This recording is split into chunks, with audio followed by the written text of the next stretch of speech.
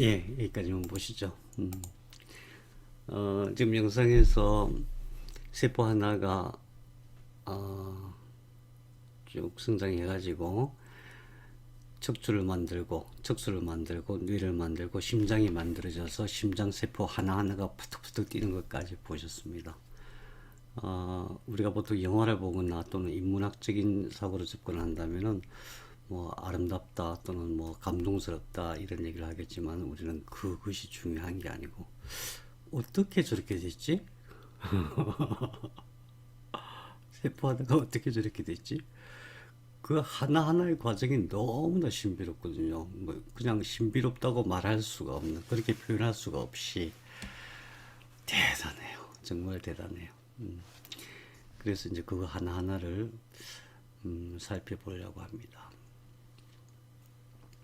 제일 먼저 정자로 시작해야 되겠죠. 왜냐하면 수정세포는 정자와 난자로 시작됐으니까. 정자는 원래 이제 정모세포에 시작됐어요.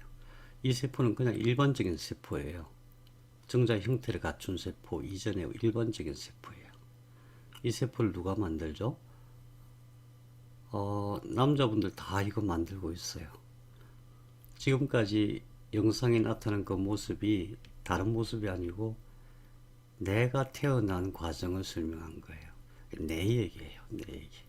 이것도 내 얘기예요. 남자분들은 예외 없이 이 세포를 만들고 있어요. 이게 어떻게 해서 이게 만들어지죠? 예, 어떻게 해서 만들어지냐 하면은 뇌간에서 뇌하수체에다가 자극을 줘요. 그럼 뇌하수체가 FSH 호르몬, LH 호르몬을 만들어서 보내요.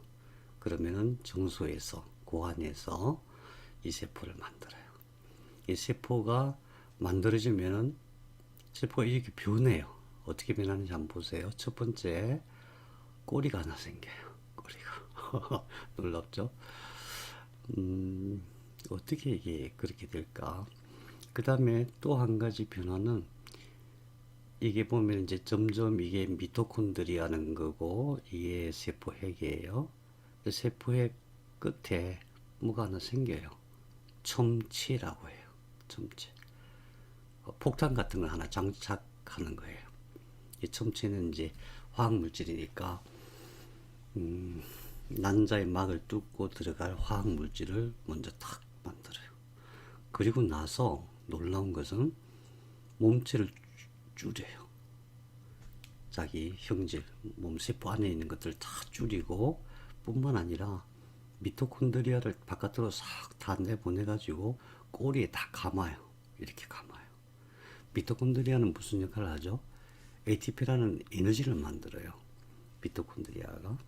그러니까 이게 에너지를 만들 수 있도록 꼬리에 감는다는 것은 무슨 뜻이냐 하면은 꼬리를 움직이겠다는 의도죠. 모양을 날렵하게 만드는 것은 무슨 의도예요? 빨리 달려갈 수 있도록 하겠다. 아니, 이 생각을 하고 만드는 거예요. 누가 만들어요? 예, 정자 자체가. 이 세포 자체가 이것을 이렇게 만들고 있어요. 또 놀라운 게,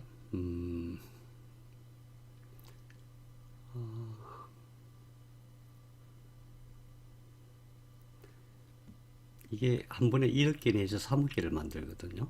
예전에는 3억 개 내지 5억 개래 그런데 요즘 교과서는 1억 개 내지 3억 개. 요즘 남자들이 정자 만드는 정자 숫자가 좀 줄어들고 있대요. 어쨌든 1억 개 내지 3억 개를 만들어요. 예전에 그런 말을 했죠. 5억 대 1의 경쟁률을 뚫고 우리가 태어났다. 근데 그게 아니에요. 알고 보니까 그게 아니라 1억 개 내지 3억 개가 다 자기 역할이 있어요. 그뿐만 아니라 나중에 정자가 될 때 감수 분열을 해요. 염색체를 반으로 쪼개서 그러니까 하나의 세포가 두 개로 나눠질 때 염색체도 같이 나눠가지고 반쪽짜리 세포로 만들어요. 그리고 크기는 5마이크로미터예요. 이것도 잘 기억해 두셨으면 좋겠어요. 이제 앞으로 공부하다 보면 마이크로 또 나노 이런 얘기가 나오거든요. 간단한 얘기입니다. 마이크로는 100만 분의 1이란 뜻이고 나노는 10억 분의 1이란 뜻이에요. 단위는 미터거든요. 5마이크로미터 그러면은 100만 분의 1미터란 뜻이에요. 100만 분의 1m. 그러면은 1m는 100cm고 1cm는 10mm니까 동그라미가 3개 차이가 나죠. 그래서 미터를 밀리미터로 바꾸려면 동그라미 3개를 없애면 돼요. 100만에서 동그라미 3개 없애면 얼마죠? 1000이죠. 1000. 그러면 1000분의 5mm란 뜻이에요. 그러면 0.005mm예요. 난자의 크기는 0.005mm. 우리 몸에 있는 세포 중에서 가장 작은 세포예요. 그리고 세포는 항상 세포를 이해할 때는 제일 먼저 세포막, 세포핵, 미토콘드리아 이 세 가지가 제일 중심이거든요. 이것만 잘 이해하면 돼요. 그런데 정자는 희한하게 첨치라는 걸 만들고 편모라는 걸 만들어요.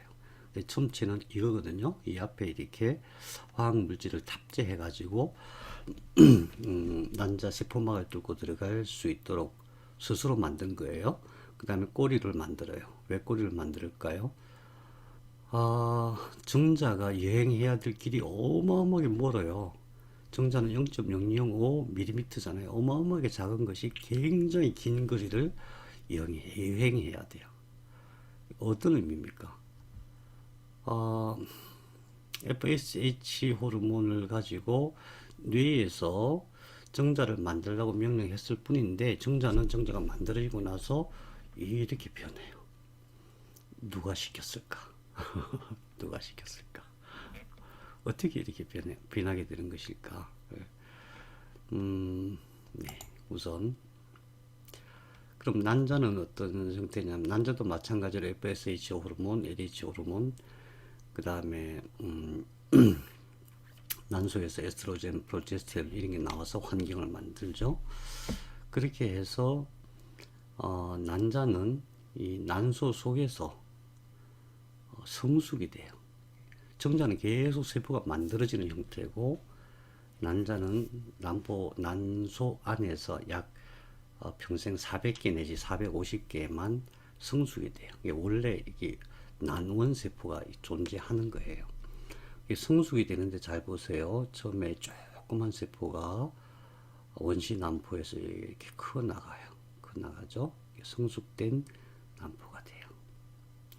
그래가지고 이렇게 나오는데 여기는 잘 안 나와 있지만은 나올 때에 주변에 한 500만 개 정도는 정도 되는 난구 세포를 같이 만들어서 같이 나와요. 그리고 여기서 나오고 나면은 그 남아있는 껍데기는 황체가 돼요. 황체가 돼요. 이거 전부 다 난소도 그렇고 난자도 그렇고 황체도 그렇고 전부 호르몬을 스스로 만들어서 스스로 조절해 나갑니다. 마찬가지로 이것도 1차, 2차 감수 분열을 해가지고 염색체의 수를 반으로 줄여가지고 하나의 세포, 그러니까 반쪽짜리 세포가 되게 해요. 이거는 네, 맞습니다. 그래가지고 감수 분열을 해서 이제 나오게 되죠. 여기서 난소에서 나올 때에 굉장히 좀 특이한 모습이에요. 그 영상을 잠깐 보시겠습니다. 어디 갔지?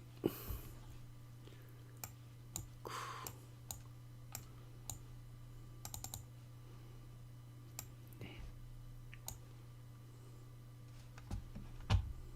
Television before, you're about to see what ovulation looks like.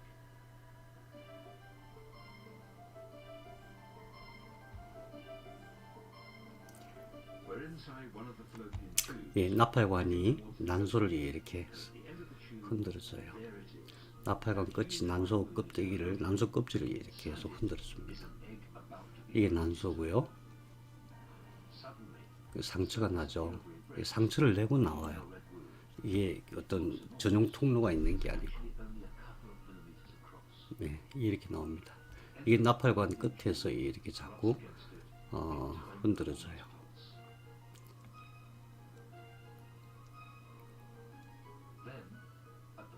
예, 여기에 작은 구멍이 생기면서 난자가 보이죠?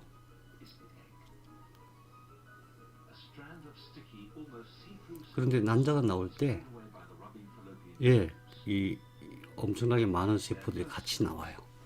500만 개나 되는 너스 세포가 나와요. 난구 세포라고 하죠. 예, 이 속에 이제 난자가 쌓여 있습니다. This is ovulation. It will happen just 400 times in a woman's life. It is the beginning of the possibility of new life. As the egg is pulled from the ovary into the fallopian tube, the race to pregnancy has begun. 네,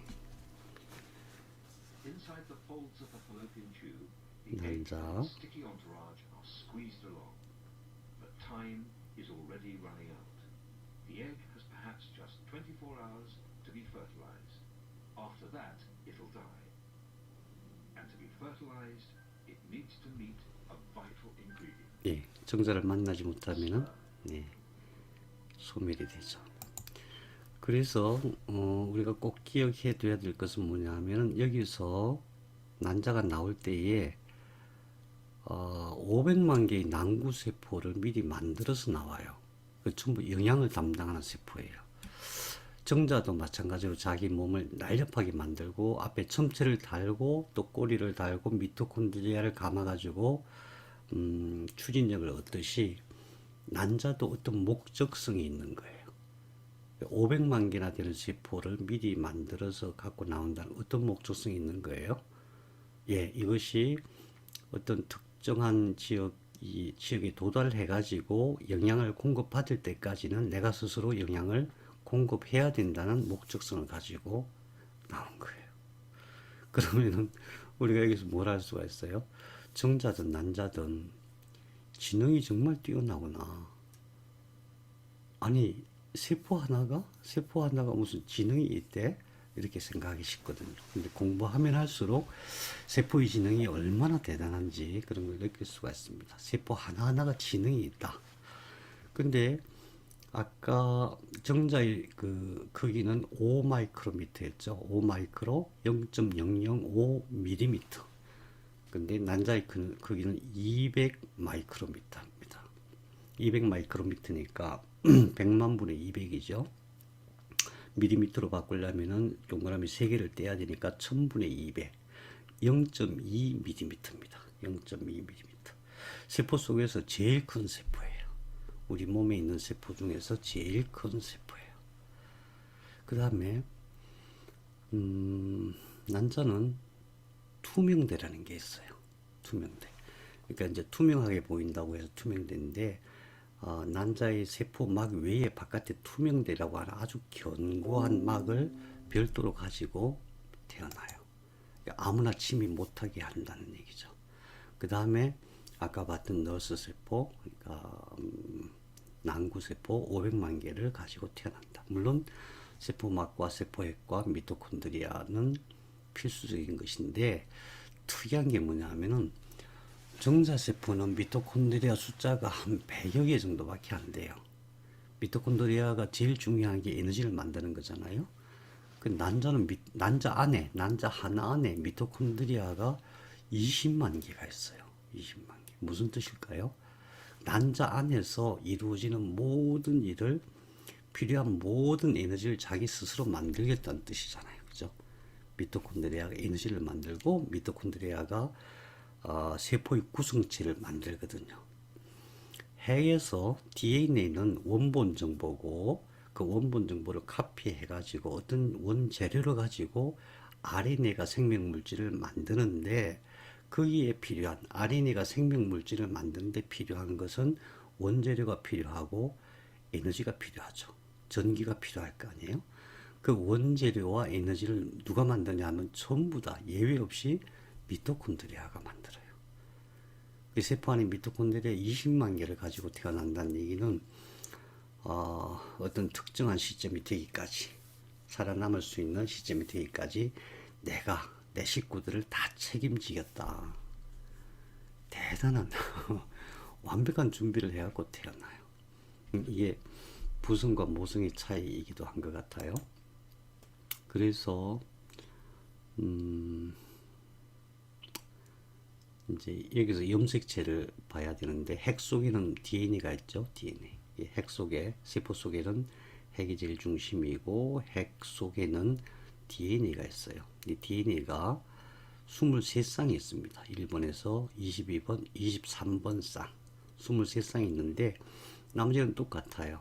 근데 23쌍 중에서 마지막 23번째 DNA는 하나는 X 염색체고 하나는 Y 염색체예요. 그래서 XX로 이어지면은 여자가 되고 XY로 되면은 남자가 되는 거예요. 다시 말하면은 X 염색체는 여성성을 나타내고 Y 염색체는 남성성을 나타내는데 이 핵산의 숫자가 이거 전체 핵산의 숫자가 몇 개냐면은 DNA 숫자가 64억 개 내지는 63억 개거든요. 남자는 무조건 63억 개고 여자는 무조건 64억 개예요. 1억 개의 차이가 나요. 1억 개의 차이. 그 1억 개의 차이가 어디서 나느냐 하면은 X 염색체와 Y 염색체에서 나는 거예요. 그 X 염색체가 Y 염색체보다 DNA가 핵산이 1억 개가 더 많아요. 1억 개가. 그래서 거기다가 한번 생각해 보세요. 세포 안에 들어갔는데 나중에 이제 정자와 난자가 합쳐져서 사람이 될 때에 정자는 그냥 몸뚱아리만 들어온 거나 마찬가지예요. 아무것도 없이 온 거예요. 핵만 들어온 거예요. 난자는 난구세포 500만 개 만들어 놓고 그 안에 미토콘드리아 20만 개 만들어 놓고 그 안에 또 엄청나게 많은 영양물질들을 딱 장착해 갖고 나오는 거죠. 난자와 정자의 차이는 어마어마해요. 비록 이제 이렇게 차이면은 64억 개 중에서 이렇게 차이면 얼마 안 되는 것 같지만은 이 차이가 어마어마해요. 생물학자들이 그런 말을 해요. 남자들은 곧 없어질 것이다. 남자들은 필요가 없어. 왜냐하면은 나중에 이제 좀 더 보시면 아시겠지만은 Y 염색체 없어도 사람이 될 수가 있어요. 난자만으로도 사람이 될 수가 있어요. 예, 이론적으로 될 수가 있고 또 실제로 동물 실험에서 그렇게 만들어내고 있어요. 중국에서 주로 그런 실험들을 많이 하죠. 수컷 없이 그냥 암컷만으로 암컷의 정자 난자만 가지고 이렇게 조작해가지고 태어나게 하고 그 태어난 새끼 쥐가 또 다른 자기 자손을 낳게 하고 뭐 그렇게 하고 있습니다. 그만큼 남자와 여자는 차이가 많이 납니다. 남자는 사실은 제가 생각할 때 여자 앞에서 그냥 깨갱해야 되는데 왜 역사적으로 그렇게 여자들을 깔보고 살았는지 모르겠어요. 네. 그런 차이가 있습니다. 자, 그러면은 이제 수정이 이루어집니다. 한번 생각해 보세요. 0.05mm 크기의 정자가 0.005mm에서 0.2mm의 아주 어마어마하게 큰 난자로 접근을 해요. 근데 접근하는 과정이 굉장히 어려워요. 무슨 얘기냐면은 이것은 0.005mm인데 정자가 장후경부에서부터 시작해서 나팔관 초입까지 들어가는데 대략 15cm가 돼요. 15cm. 그럼 0.005mm를 미리짜리가 15cm까지 간다면 몇 배의 거리를 자기 몸이 몇 배의 거리를 가느냐? 그러면은 15를 밀리미터로 나눠야 되나요? 0.005 아니 15 곱하기 10 150 나누기 0.005 해야 되죠. 그러면 3만이 나옵니다. 3만. 만일에 1m짜리 키를 가진 생명체가 자기 몸의 3만 배의 거리를 간다면은 30km가 돼요. 만일에 2m짜리 생명체가 자기 몸의 3만 배 거리를 간다면은 60km를 가는 거예요. 그래서 정자 입장에서 사람으로 치면은 약 한 50km 정도 되는 거리를 저 혼자 가는 거예요. 저 혼자. 그래서 그 길이 어마어마하게 험난하다. 왜? 도로가 있는 게 아니에요.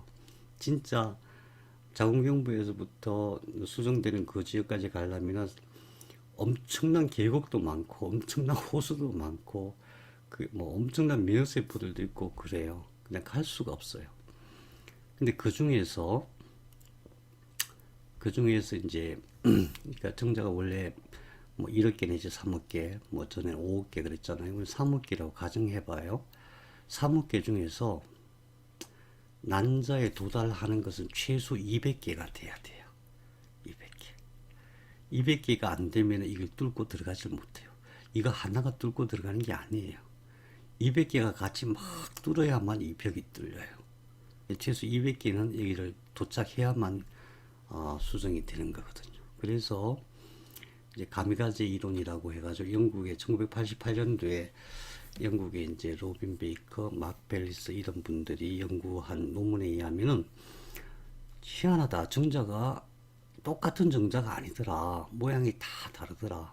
모양이 다르다는 것은 어떤 의미예요? 기능이 다르다는 얘기예요. 그럼 30개의 정자가 각기 기능이 달라요. 30개의 정자가 전부 다 여기 도착하려고 하는 게 아니에요. 30개 중에서 200개만 너는 난자까지 도달하는 정자. 나머지는 봉쇄 정자. 그러니까 이제 거기는 엄청나게 험한 길이니까 거기를 봉쇄해 줘야 돼요. 그 다음에 산도도 높지만은 또 모계의 면역세포들이 엄청나게 많이 작동을 하거든요. 그걸 다 방어를 해야 돼요. 공격해주는 정자, 이렇게 역할을 나눠서 가는 거예요.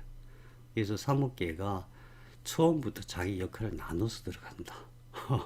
그게 가미가제 이론이에요. 그래서 굉장히 어려운 과정을 뚫고 여기까지 도달해서 200개가 우선 바깥에 있는 너스 세포 500만 개의 난구 세포가 있다 그랬죠. 영양을 공급하는 거기를 우선 뚫고 들어가야 돼요. 그 다음에 딱 마주치는 게 투명대예요. 투명대는 굉장히 강력해요. 그래서 여기서 이제 아까 화학 물질을 머리에 탑재를 했잖아요. 첨체. 그 첨체를 가지고 한번 뚫어갖고 이게 까딱도 안 내요. 약 200개가 막 뚫어야만 겨우 뚫려요. 그래가지고 그 중에서 하나가 들어가는 거예요. 하나가. 근데 만일에 정자가 동시에 2개가 들어가면은 이 세포가 죽어요. 그렇기 때문에 하나만 들어갈 수 있도록 하나가 딱 들어가는 순간에 이 투명대는 칼슘화돼요. 이 안에 이제 칼슘 이온이 있는 거죠. 칼슘 이온이 딱 바깥으로 쫙 퍼져가지고 단단해져서 못 들어가게 그렇게 합니다. 오직 하나예요. 여기는 세포는 제일 중요한 세포막, 그 다음에 세포핵, 그 다음에 미토콘드리아라 그랬죠. 이 세 가지는 필수적인 요소, 제일 중요한 요소들인데, 그럼 정자가 들어가서 결합될 때에 뭐가 들어가느냐? 들어가는데 꼬리도 같이 달고 들어가기는 해요. 근데 이 안에 미토콘드리아가 20만 개잖아요. 정자는 기껏해야 100개밖에 안 돼요. 그러니까 들어가다가 겨우겨우 이렇게 들어가긴 들어가는데 정자가 갖고 있는 미토콘드리아는 거의 다 소멸돼 버리고 사실은 핵밖에 안 들어가요. 정자가 갖고 있는 핵만 들어가는 거예요. 그래서 생명은 난자에서 시작되는 것이고, 난자가 생명체가 되는데 필요한 것은 핵뿐이에요. 왜 그러냐 하면은 난자가 반쪽짜리 핵이기 때문에 그래요. 반쪽짜리 핵이기 때문에. 이 정자가 갖고 있는 핵이 들어가서 생각해봐요. 이 안에 들어가서 어떻게 이게 합쳐질까? 어떻게 합쳐질까? 서로 다른 핵이잖아요. 서로 다른 세포잖아요. 그래서 어쨌든 그 과정을 뭐 어떤 물질이나 신호나 이런 걸로 정확하게 지금 파악하고 있는 건 아닌데, 대략 약 자기보다 3만 배나 긴 거리를, 대충 예를 들면 약 50km 되는 거리를 주소도 없이 도로도 없이 또는 운송수단도 없이 혼자서 그렇게 헤엄쳐서 가는데, 가다가 제일 처음 난관이 뭐냐면 두 갈래 길이 나타나요. 어떻게 두 갈래 길 중에서 다른 길로 가면은 임신이 안 되잖아요. 어떻게 얘가 난자 있는 데를 찾아가느냐 생각해 보세요. 난자가 신호를 보내요. 난자가 두 가지 신호를 보내는데, 하나는 호르몬을 분비해서 신호를 보내고 또 하나는 칼슘 신호를 보내요. 그 신호를 따라서 들어가는 거예요. 난자가. 와, 놀랍잖아요. 우리 몸의 세포들이 유선 신호, 무선 신호 다 보낼 줄 안다는 뜻이에요. 왜냐하면은 지금 이 상태에서는 각 세포들이 혈관으로 연결되어 있는 것도 아니고 신경으로 연결되어 있는 것도 아니에요. 전화선이 없어요. 뭐 수도 파이프 이런 게 없어요. 없는데도 불구하고 그렇게 작동하는 거죠. 그래서 그렇게 들어가 가지고 이제 반쪽짜리 그 염색체가 각기 반 개씩만 있으니까 두 개가 합쳐서 드디어 하나의 세포가 됩니다. 이 과정이 참 중요합니다. 처음에 여기서 난소에서 이제 난자가 나오죠. 난구세포 잔뜩 달고 나와요. 나와서 아까는 24시간이라고 했죠. 보통 48시간 이틀. 이 부분에서 정자를 만나지 않으면 수정이 안 돼요. 그냥 폐기되는 거예요. 여기서 정자를 만나게 되어 있습니다. 정자를 만나면은 여기 첫 번째, 두 번째 만나면은 두 번째에 두 개로 나눠져요. 아니 합칠 때는 언제고 왜 또 나누죠? 이상하지 않아요? 어떻게 나눠지지? 합칠 때는 언제고 말이죠. 세포를 공부하면 결론은 그거예요. 나누지라는 신호가 있어야 나눠지는 거예요. 세포가 증식하라는 증식 신호가 있어요. 우리 보통 뭐 EGF, FGF, 뭐 PDGF, 또 IGF 이런 얘기 혹시 들어보셨어요? 상피세포 성장인자 또는 뭐 섬유화세포 성장인자, 또 혈소판 유래 성장인자, 인슐린 유사 성장인자 이런 것들 그런 것들이 막 분비되어서 신호가 가야만 움직이는 거예요. 이게 움직이는 데에는 세포가 하나가 두 개가 되는 데는 다 이유가 있어요. 그냥 가만히 되는 건 절대 아니에요. 그래서 두 개가 그 다음 날에는 세 개가 돼요. 자, day 2 AM이고 day 2 PM이죠. 이거는 처음에 두 개에서 네 개로 될 때 거의 12시간 만에 되는 거죠. 그 다음에 day 3에서 또 반 배수로 늘어나고 day 4에서 배수로 늘어나고 5, 6 되면서 엄청난 일이 벌어져요. 자, 우선 어떤 엄청난 일이 벌어지냐 하면은 처음에 그냥 하나가 두 개가 돼요. 두 개가 네 개가 돼요. 여기 써놨습니다. 네 개가 되고 그 다음에 8개가 되고 16개 되고 32개 되고 64개가 되는 순간 64개가 64세폭이라고 해요. 64개가 되는 순간 이것들이 갑자기 공간을 만들어요. 벽으로 다 붙어요. 벽으로 다 붙어요. 놀라운 것은 뭐냐 하면은 생명이 만들어질 때 어떤 새로운 것들이 만들 때 항상 공간을 먼저 만들어요. 나중에 뇌도 마찬가지. 뇌를 만들 때도 공간을 먼저 만들어요. 공간이 중요한 겁니다. 사람에게 제일 중요한 게 뭐예요? 공간입니다. 시공간. 자기 시간, 자기 공간. 그래서 땅을 사야 되는 거예요. 그래서 산이 필요합니다. 널찍한 산이. 공간을 먼저 만들어요. 그럼 이 공간 속에 뭐가 있을까? 왜냐하면 여기서부터 엄청난 변화가 시작돼요. 엄청난 변화가 시작됩니다.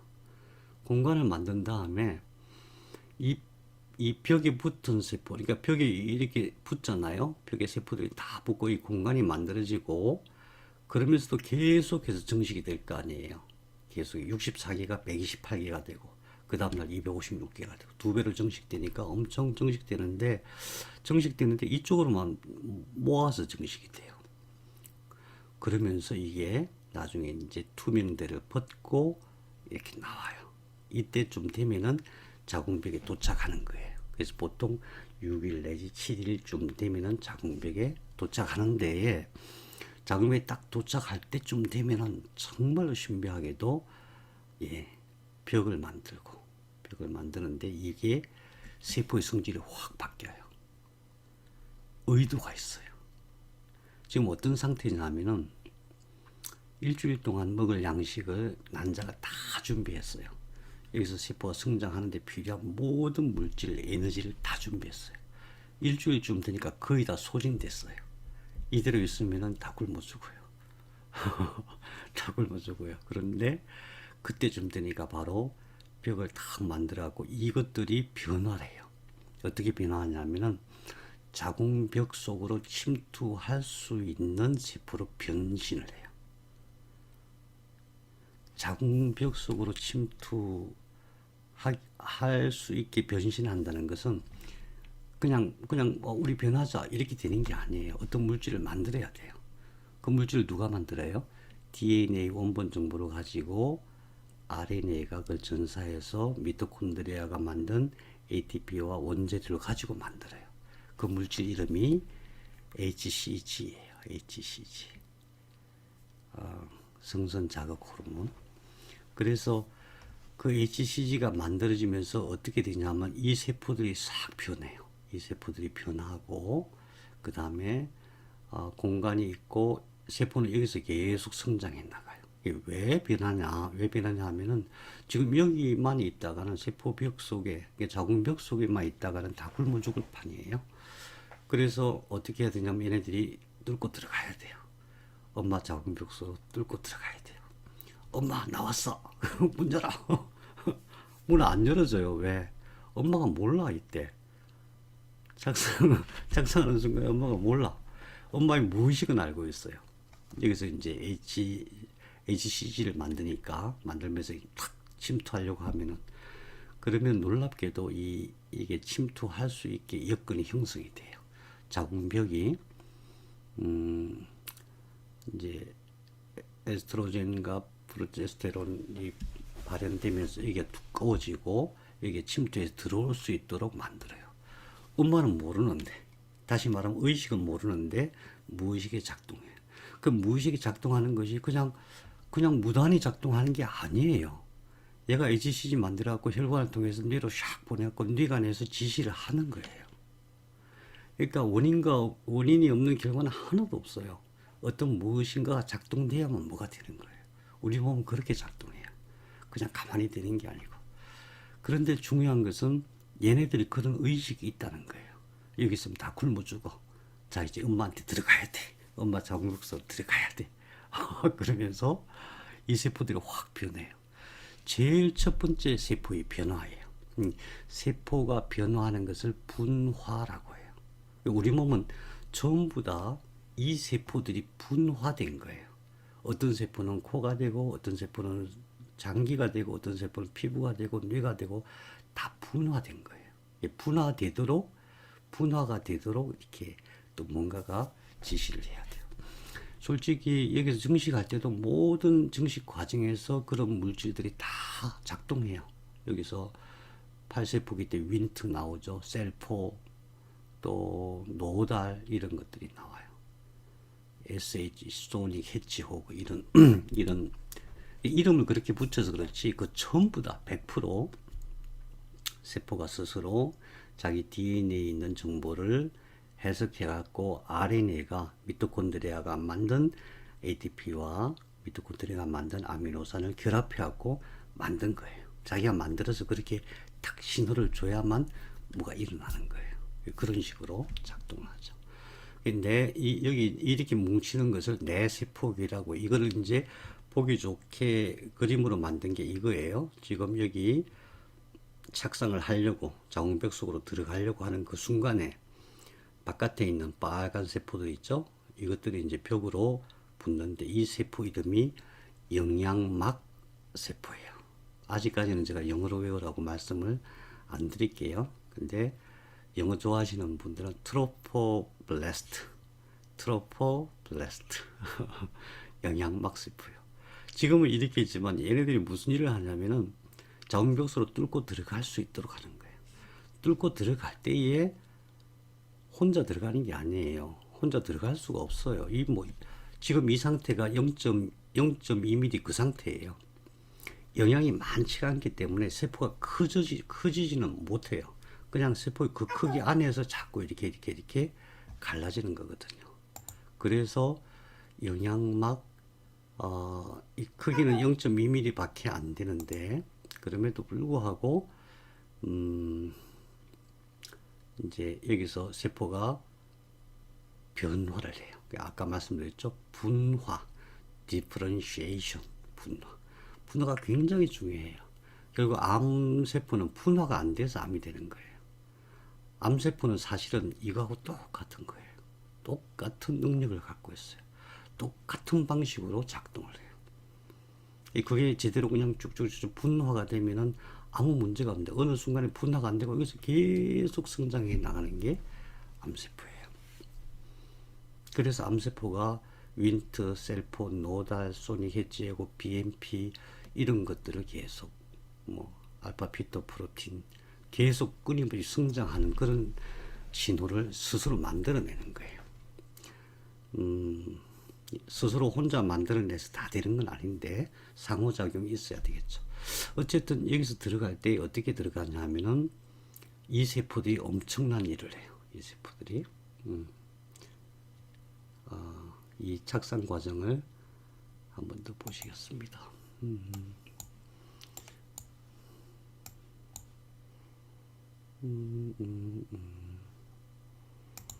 그냥 되게 간단한 영상인데 아주 일목요연하게 딱 파악할 수 있어요. 자, 들어갑니다. 쭉쭉쭉쭉쭉.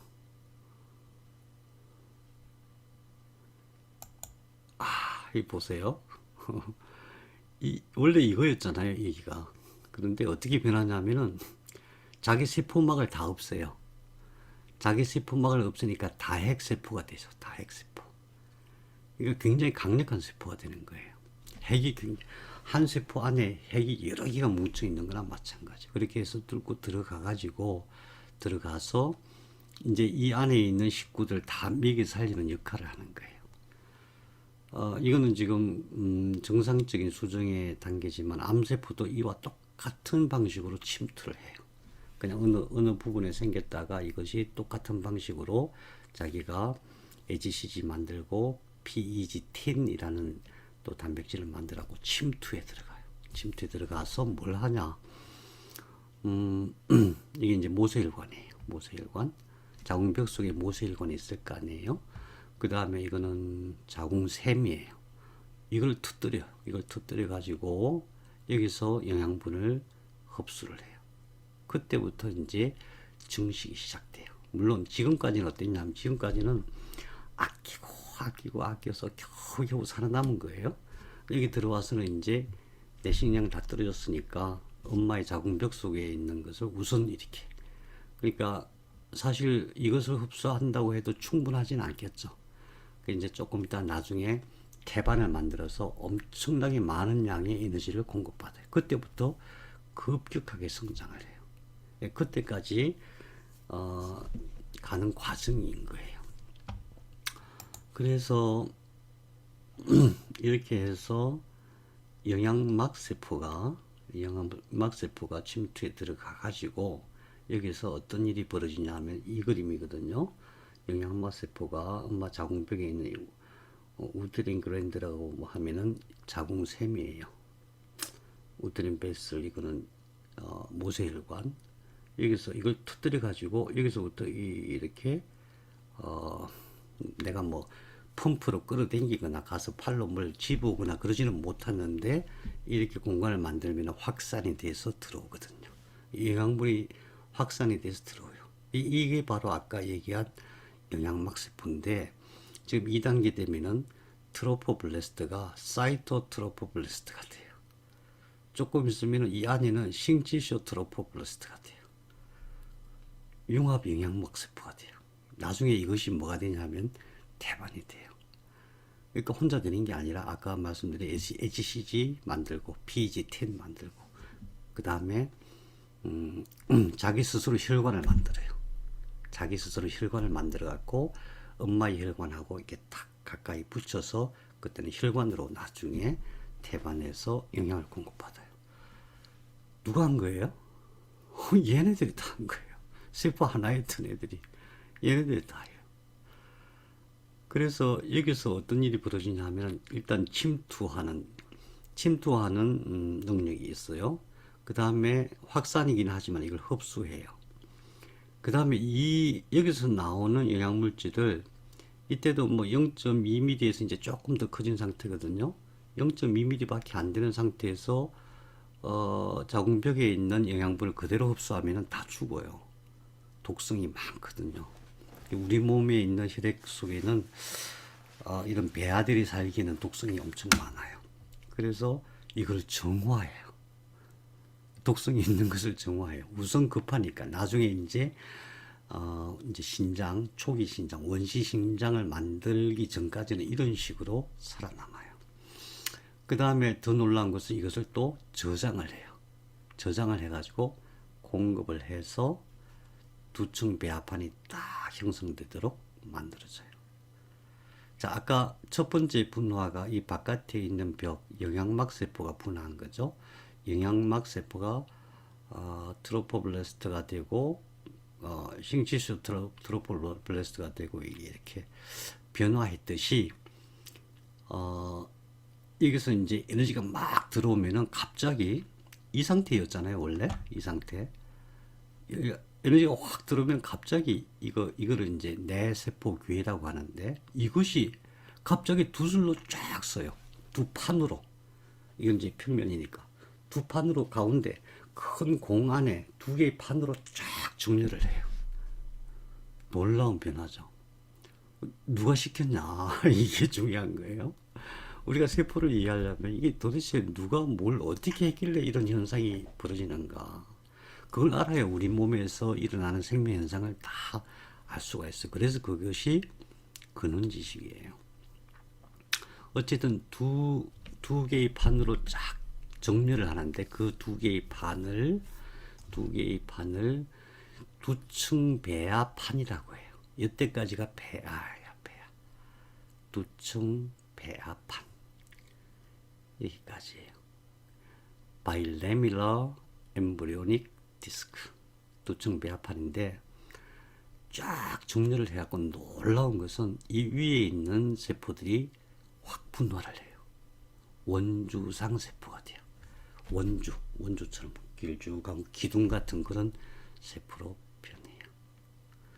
그러면서 이제 여기서부터 몸이 만들어지기 시작해요. 여기서 뇌가 만들어지기 시작하는 거예요.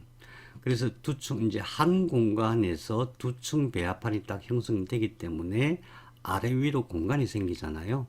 이 위 공간이 양막 공간이죠. 양막. 나중에 이걸 전체를 다 덮어가지고 여기 양막 안에는 뭐가 있죠? 양수가 가득하잖아요. 그래서 양수로 다 덮게 되고 밑에 있는 것은 난황 공간이라고 해요. 여기서 흡수된 모든 영양물질이 정화되어 갖고 여기에 저장되는 거예요. 계란으로 말하면 노른자하고 똑같은 거예요. 여기서 에너지가 저장이 되는 거거든요. 여기서 에너지가 저장되어 갖고 공급이 되는 거예요.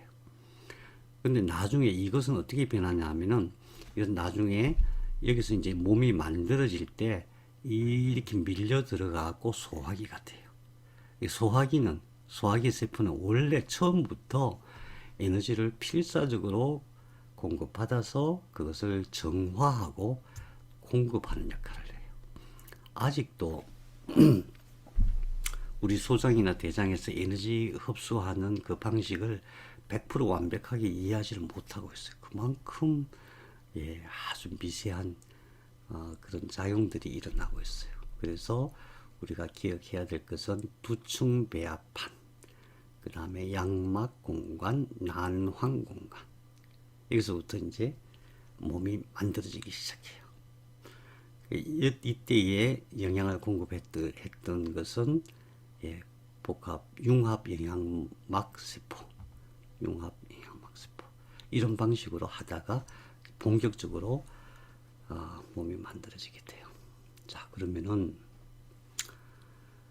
아까 제가 줄기세포 얘기를 말씀드렸는데 이게 줄기세포예요. 이게. 우리 줄기세포 얘기를 많이 들어보셨죠? 사실은 우리나라에서 줄기세포에 대한 근원적인 지식과 기술을 확립할 수 있는 기회가 있었는데 뺏겼어요. 저는 그렇게 봅니다. 근데 어쨌든 줄기세포에 대해서 제가 우선 간단하게 설명을 드릴게요. 우선 DNA라고 하는 것은 어떻게 되어 있냐면은 DNA가 아까 23쌍이 이렇게 있었죠. 이런 게 23개가 있었잖아요. 23쌍. 근데 이게 이제 이렇게 똘똘똘 말려 있기도 하지만은 사실은 나중에 이게 작동하려면 이렇게 샥 풀려요. 실처럼. 그래서 이걸 염색사라고 해요. 이걸 염색치라고 하고 염색사라고 해요. 그러면은 DNA의 원본 정보를 RNA에 가서 전사한다 그랬잖아요. 그 원본 정보가 결국 유전자예요. 유전자. 그럼 유전자는 인간이 몇 개 갖고 있냐? 22,500개가 있어요. 그 유전자가 어떤 식으로 구성되어 있냐면은 엑손, 인트론, 엑손, 인트론 이런 식으로 쭉 되어 있거든요. 그럼 이걸 쫙 풀어가지고 이걸 다 잘라내서 카피한 다음에 인트론은 싹 빼고 엑손만 모아요. 엑손만 모아요. 여러 개의 엑손만 모으면 그게 하나의 유전자가 되는 거예요. 그런 식으로 존재를 해요. 그런데 이것이 이제 어떻게 이 모양이 어떤 식으로 감겨 있냐면은 이 실패에 감겨 있어요. 실패에 감겨 있어요. 이 실패에 감겨 있는데 여기에 이걸 이제 히스톤이라고 해요. 히스톤 팔량체에 감겨 있는데 여기에 감겨 있으면서 이렇게 자물쇠가 잠겨져 있어요. 이걸 메틸화라고 하거든요.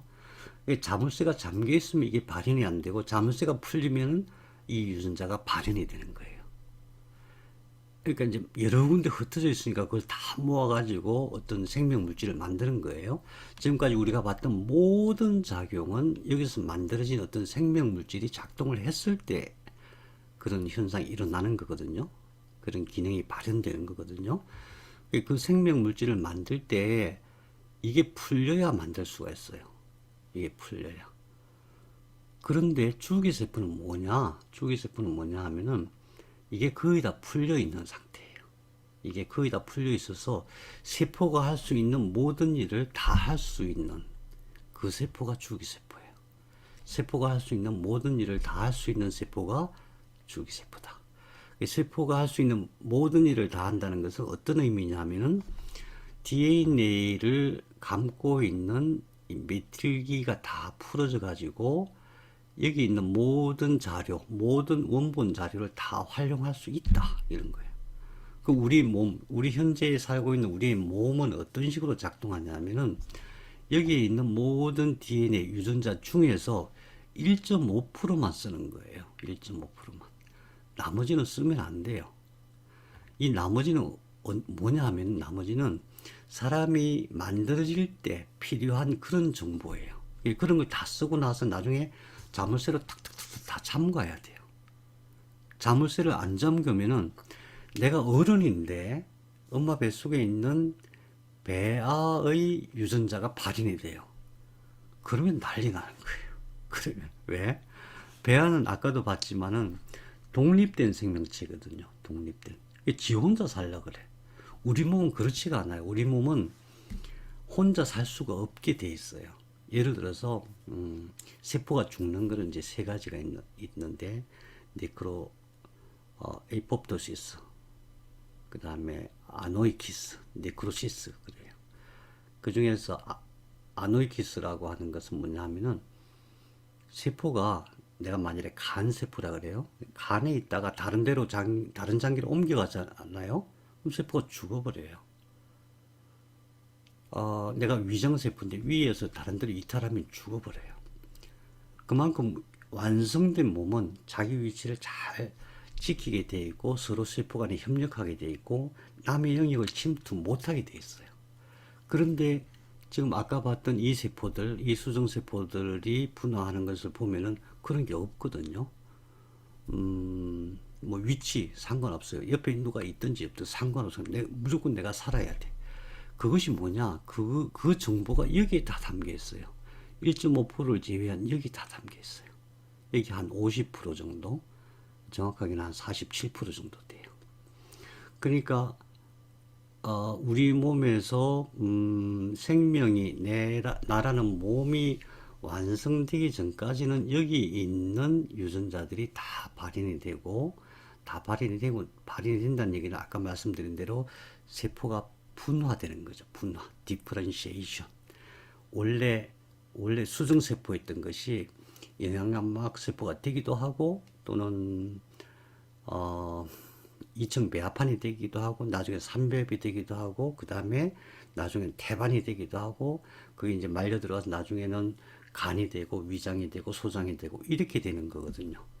그때 이것들이 필요해요. 그때 그게 자그마치 47%예요. 물론 DNA 혼자 하는 게 아니에요. RNA 역할이 굉장히 복잡한데 어쨌든 그래서 우리 몸은 1.5% 유전자만 발현해야 되는데 나머지 이게 발현되는 것이 바로 암을 비롯한 모든 유전병이에요. 암을 비롯한 모든 난치병이에요. 난치병은 전부 이게 발현되는 거예요. 이게 뭐냐 하면은 우리가 실제로 필요한 건 1.5% 빨간색 이것만이에요. 나머지 코딩을 조절하는 것이 47%. 그럼 나머지 한 50% 되는 거 이건 뭐냐? 이것은 첫사람부터 지금까지 살아오는 과정에서 세포에 이렇게 남아있는 세포 변화의 흔적이에요. 흔적. 지금은 정크 유전자라고 옛날에 얘기하다가 지금은 조금 이제 다르게 보는데 어쨌든 중요한 것은 여기 있는 유전인자들이 발현되면 안 되는데 이게 다 발현되는 게 바로 줄기세포예요. 줄기세포예요. 그러니까 거꾸로 생각하면 이 줄기세포를 잘 활용하면 손상된 모든 것을 다 고칠 수가 있겠죠. 왜 사람 몸이 될 수 있는 거니까. 자, 우선 거기까지 하고 그래서 줄기세포는 이제 크게 세 가지로 나눠요. 전능한 줄기세포, 토티포턴트 스템셀, 다능한 줄기세포, 플로리포턴트 스템셀, 중간엽 줄기세포, 메젠카이멀 스템셀. 그 다음에 이제 실제로 우리 몸을 구성하고 있는 것은 최종 분화된 세포예요. 자, 그러면은 전능한 줄기세포는 뭐냐? 이것은 8세포기까지, 여기까지. 이 세포들은 뭐든지 될 수 있는, 다시 말하면은 자물쇠가 하나도 안 잠긴 세포예요. 전능한 줄기세포. 그 다음에 여기서 분화되기 시작하면서 다능한 줄기세포가 돼요. 보통 요즘 말하는 줄기세포는 전부 이 플로리포턴트 스템셀을 얘기해요. 이 줄기세포를 만들어가지고 사람의 병을 치료하겠다. 이 연구가 굉장히 오래 진행되었고, 지금 상당히 또 많이 성과를 내고 있어요. 그래서 그 줄기세포는 다능한 줄기세포다. 여기까지 기억을 하시면 좋겠고, 그 다음에 그러면은 여기서 나중에 사람 몸이 다 튀고 나면은 줄기세포가 없냐? 그게 아니라 사람 몸이 다 튀고 나도 세포가 손상을 받잖아요. 세포가 영원히 사는 게 아니거든요. 그래서 각 장기나 각 부위마다 중간엽 줄기세포들이 조금씩 남아있어요. 중간엽 줄기세포는 다능한 줄기세포에서 좀 더 분화가 된 거죠. 간이면 간, 뭐 지방이면 지방, 또 신경이면 신경, 뭐 이런 식으로. 그런 식으로 중간엽 줄기세포로 존재를 해요, 지금도. 한 1% 내지 1.5% 정도는 우리 몸속에 있어요. 그래서 손상이 되면은 이것들이 출동하는 거예요. 이것들이 출동해갖고 그 손상된 세포를 가서 메꿔주는 새로운 세포를 막 증식을 시켜주죠. 그래서 우리 몸을 이루고 있는 것은 well differentiated, 분화, 끝까지 최종적으로 terminally differentiated, 최종적으로 분화된 세포다. 이건 스템셀이란 말을 붙이는 건 좀 그러네요. 스템셀, 스템 뺄게요. well differentiated. 네. 이건 제가 그냥 만든 말이에요. 그래서 우리가 줄기세포를 어떻게 이해해야 되냐면은 우리는 사실은 줄기세포에서 온 거거든요. 줄기세포는 신경도 없고 혈관도 없었어요. 2층 배합판이 될 때까지, 그때까지 신경도 없고 혈관이 없었어요. 그럼 뭐가 없는 거예요? 혈관이 없으면 영양분 공급도 안 되고, 그 다음에 물도 공급 안 되고, 거기다가 산소도 공급이 안 돼요. 산소가 없는 상태에도 살아남아야 돼요. 그 다음에 신경이 없으니까 마음대로 소통도 안 되고, 옆에 있는 다른 세포들하고도 소통도 안 되고, 그런 세포, 그거였죠. 그래서 거기다가 이 수정세포가 이렇게 작성하는 동안에 이 몸 안에서 가만히 있느냐? 가만히 있지가 않아요. 이게 이질세포잖아요. 이 엄마 몸에 있는 세포가 아니잖아요. 그래서 이걸 엄청 공격해요. T세포, B세포, NK세포, 뭐, 성상세, 저기, 뭐야, 그런 면역세포들이 엄청 공격할 수밖에 없어요. 그걸 막아내야 돼요. 세포들이 공격하려고 그러는데, 누가 막아냈겠어요? 스스로 막아냈어요, 스스로. 스스로 어떻게 막아냈냐 하면은, 엄마 자궁벽 속에 있는 면역세포들이 나를 공격하지 못하도록 방해하는 어떤 생명물질을 자기가 만들어서 막아낸 거예요. 그렇게 살아남은 거예요. 자, 여기서 한번 생각해 봐요. 도대체, 도대체, 세포가 어떤 존재이기에 이렇게까지 할 수 있는가? 세포는 도대체 어떤 능력이 있기 때문에 얼마나 똑똑하기 때문에 얼마나 똑똑한가. 예. 우선 그냥 쉽게 세포의 지능은 대단하구나 이 정도로 각인을 해 두셨으면 좋겠어요. 세포가 그냥 멍청한 게 아니다. 스스로 살아남을 수 있는 환경, 그게 그 능력이 전부 다 어디서 오느냐? DNA 속에 다 있어요. 그 능력이 DNA 속에 다 있어요. 그래서 지금 후생 유전학에서 얘기하는 것은 그 사람의 삶의 환경, 체내의 환경뿐만 아니라 몸 바깥의 자연 환경, 사회적인 환경, 또 의식 환경, 여기에 따라서 내가 갖고 있는 모든 능력 중에서 1.5%만 쓸 수도 있고, 어떤 거는 30% 쓸 수도 있고, 40%쓸 수도 있고, 그렇더라. 그걸 발견한 거예요. 대단한 발견이죠. 그래서 사실은 결론적으로 말하면 우리의 의식이 그만큼 중요한 거예요. 의식이 그걸 다 이끌어가는 것이거든요.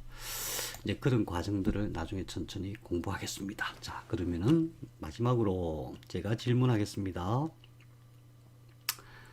근원적인 질문.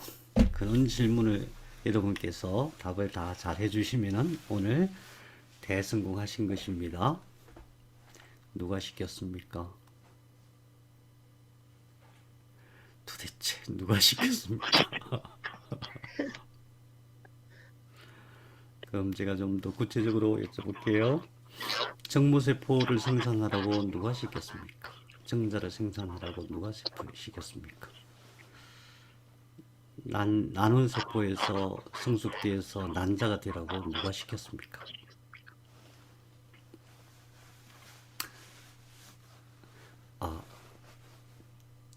수업 초기에 안 들으셨군요. 당연합니다. 이 처음 듣는 얘기인데, 그죠? 처음 듣는 얘기고 어떻게 기억을 다 해? 그런가 보다. 그게 당연한 겁니다. 근데 계속 반복하면서 다시 되짚어 보면서 이러면서 되는 거거든요. 그러니까 절대 실망하지 마세요. 예. 정자와 난자는 처음에 어떻게 만들어지기 시작했냐면은 난원세포, 정원세포가 있어요. 원래 정상적인 세포예요. 정상적인 세포에서 이렇게 정자, 난자를 분할을 하는데, 정자, 난자가 만들어지거나 성숙하게 하는 것은 뇌에서, 간뇌, 대뇌피질이 아니에요. 대뇌피질 속에 있는 간뇌에서 뇌하수체에다가 명령을 해요. 뇌하수체에다가 뭐라고 명령했냐면은 네가 명령을 내려라 하고. 아니, 몸은 참 이상해요. 뭐 직접 명령하는 게 거의 없어요. 직접 누구한테 보내면 걔가 뭐 조금 더 밑으로 보내고 이런 식으로 해요. 나중에 이제 보면 아시겠지만은 굉장히 그 효율적이에요. 그래서 간뇌가 뇌하수체에게 명령을 내리면은 뇌하수체가 정수나 난수에다가 명령을 내리는 거예요. 그러면은 간뇌가 뭐예요? 간뇌가 뭐예요? 뇌잖아요. 신경핵이 모여있는 뇌예요. 더욱이 대뇌피질이 아니고 간뇌라는 의미는 무의식 영역이에요. 나는 모르는 거예요. 나는 전혀 평소에 생각도 안 하고, 나는 전혀 뭐 의식도 안 했는데 얘네들이 그렇게 하는 거예요. 잠재의식이죠. 무의식이죠. 무의식. 무의식이 왜 그랬을까? 그러니까 이제 우리가 뇌 공부하는 것은 최종적으로 내 무의식이 어떻게 작동하는 것까지 하는가까지만 이해가 되면 사실은 대단히 성공한 거예요. 감수 분열은 누가 시켰을까요?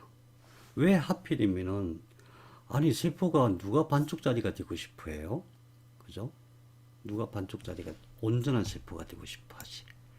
근데 정자 난자 만들려고 이제 뇌하수체에서 명령이 내려오니까 얘네들이 이렇게 쭉쭉쭉 성장하더니 반쪽짜리가 돼. 왜 반쪽짜리가 될까요? DNA 속에서 원본 유전자가 있는 거예요. RNA가 그걸 카피해서 발현을 시키는 거예요. 그럼 DNA는 뭐예요? 설계도잖아요, 설계도. 원래 그렇게 설계되어 있는 거죠. 그러니까 세포라고 하는 것은 외부에서, 세포의 외부에서 오는 신호도 있고, 세포의 내부에서 만들어지는 신호도 있구나. 그 신호가 있어야만, 반드시 그 신호가 있어야만 이게 움직이는 거구나. 거꾸로 말하면 병이 낫다. 그 신호가 없거나, 잘못 있거나 이거예요. 그죠? 그러면은 외부 신호가 잘못될 수도 있고 내부 신호가 잘못될 수도 있어요. 병은 대개 외부 신호의 문제일 가능성이 많죠. 근데 그게 뭐 치우치진 않아요. 거의 비슷해요.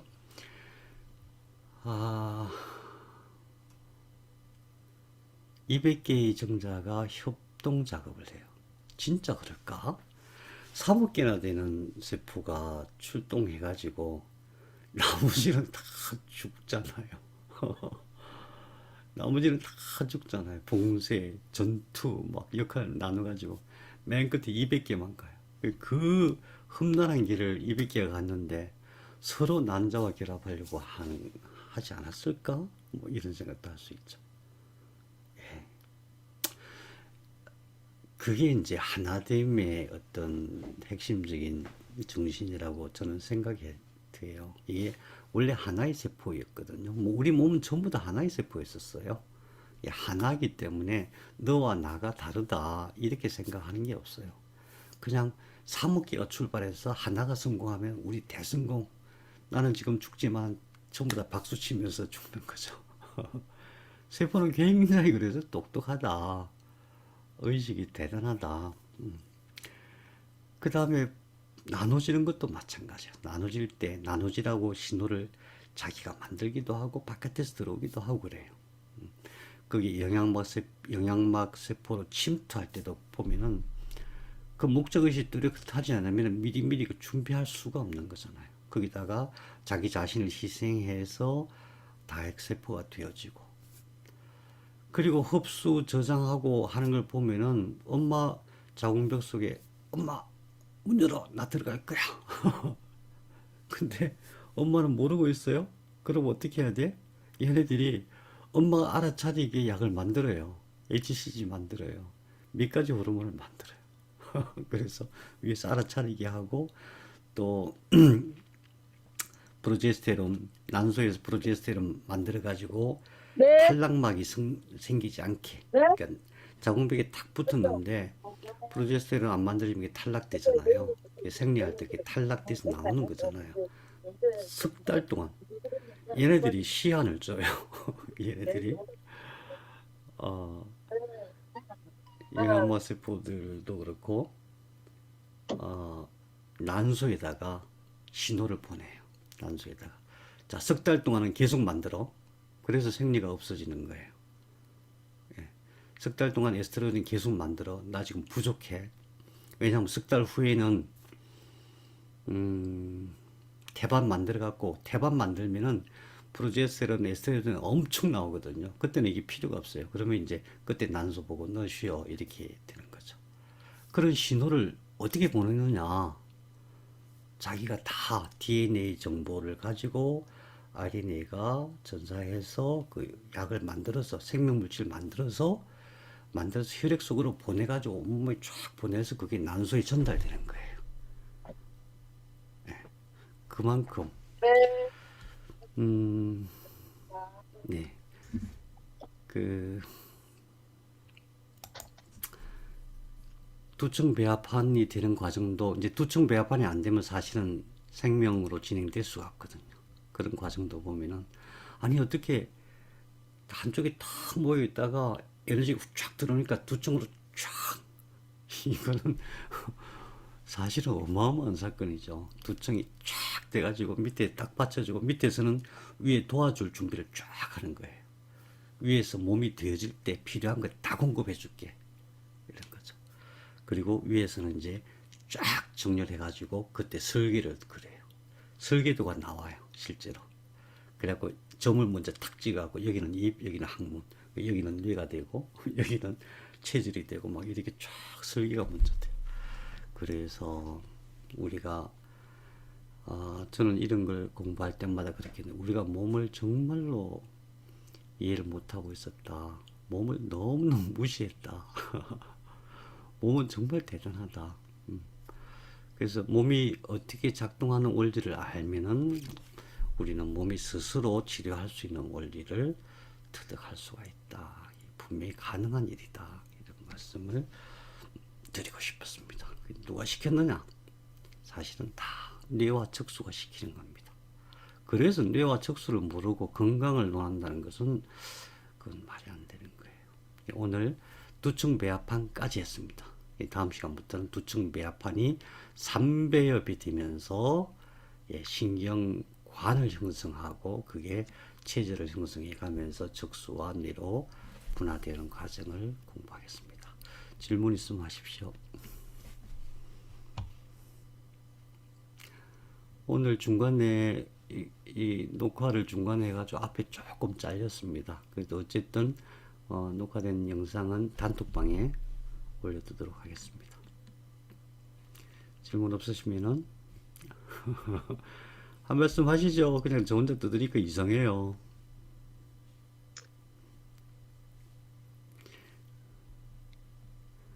유재금 선생님, 제가 이번 토요일 날은 네, 저기 취미를 좀 갖고 가겠습니다. 감사합니다. 감사합니다. 수고들 많으셨어요. 다음 주에 봬요. 다음 주에는 월요일입니다. 감사합니다. 감사합니다. 들어가세요. 네, 고맙습니다. 수고하셨습니다. 음.